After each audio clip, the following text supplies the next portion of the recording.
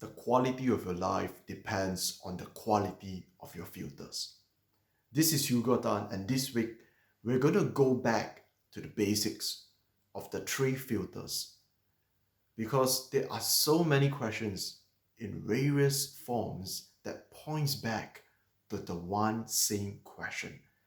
How is it that other people cannot see or felt or believe what I see, felt, or believe?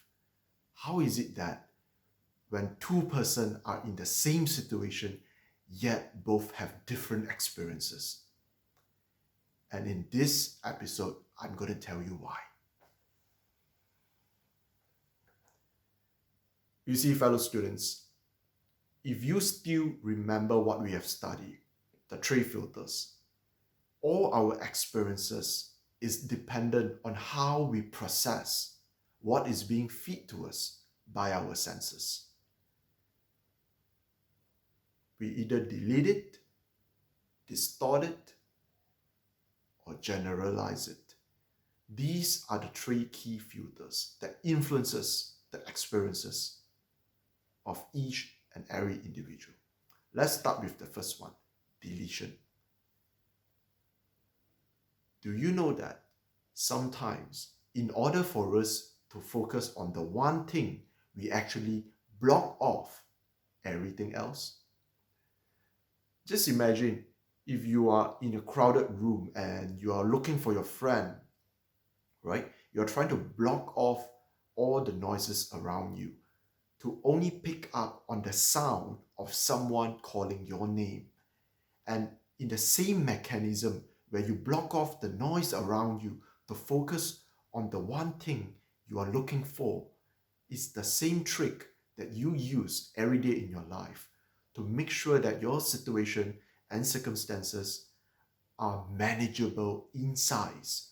Because to process everything would be overwhelming for your mind. Therefore, you choose, you pick, and you select. So now, think about this. Where is the problem? Here's the funny thing. If you have ever been a depressed person or know someone who is depressed, chances are you will realize sooner or later that those that are really depressed can barely remember a moment of happiness in their life. Here's the crazy thing. They find it so difficult to recall a memory of joy, of pleasantness, of calm. Why is that so? Because they are so focused on their depression that they block off all the potential joy that could be recalled. And those that are in chronic pain or illness sometimes cannot sense that they themselves physically is making a recovery because they are so in tune with the pain. It's crazy, isn't it? Sometimes we focus so much on one thing that we forgot about everything else.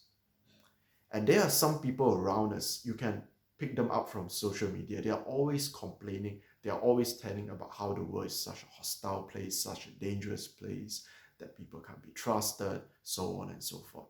And you will realize that no matter where this person work, live, or go, he or she will always encounter the same situation again and again. Why? Because if your filter block off evidence of people caring, serving, loving, and you focus all your experiences in finding more evidence of what you believe the world to be, guess what? You will find what you seek. In that case, filter number one, deletion.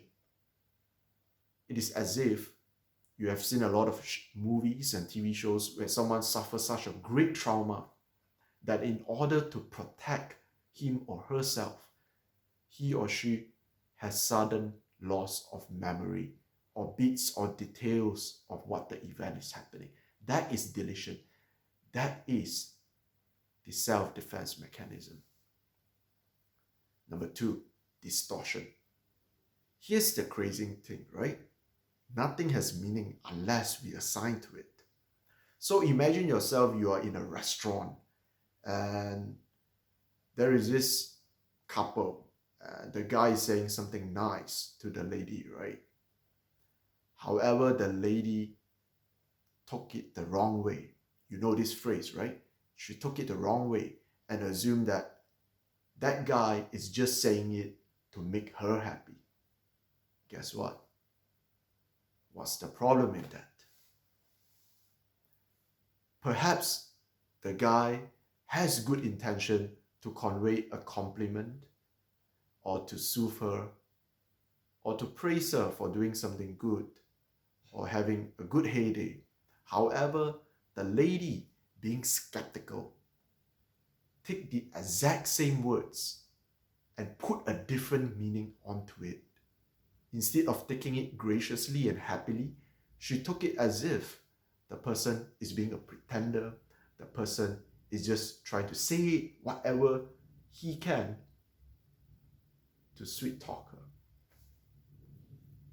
Consider how many times in your life that you could have experienced something or you could have heard something and you might have misjudged the intention and the situation simply because of your filters. And many times, if you pay attention, two persons at the same situation might recall the situation slightly differently from another. Why is that so? Why? It is as if the quote, right? Two persons look out the bars. One see the stars, the other see the mud. And they are both right. Simply because they are paying attention to different things. Point number 3. By now, you would have realized that whatever you believe that you have experienced, whatever you believe to be true, could be a result of a distorted memory, could be a result of a greatly filtered down with a lot of deleted scenes kind of memory and experience. So consider that. Consider that the next time you feel anger, the next time you feel greatly or strongly about something or someone. Or it could be applied to when someone feels strongly against you in one way or another. This would help you to understand how humans process our experiences. And lastly would be generalization. So assuming that today you go to the kitchen, you accidentally touch upon a sharp object, right? It could be a knife or something, or cleaver or something, and your finger bleed. That experience will, for most people, teach them that do not touch sharp objects or you will be hurt. You see, this is an example of a generalization, meaning from one or two experiences, we lump everything else together. How does this relate to you, you ask? For example, all of us have friends that have been through relationships and headaches and breakups, right? Have you ever had friends that says that all men are the same or all women are the same? Why do they say so? Because they assume that due to their own limited personal experiences with one or two heartbreaks, they therefore presume the rest of the potential people around them are the same. But let me ask you this rationally. Could that be true? Of course not. It is easy for our minds to process things when we generalize things, right? When we lump everything together. Just because this one or 2 actions by this group or demographic of people. Therefore, that whole demographic of people is unworthy, they are useless, they're bad, they're racist, they're this, they're that. That's not true.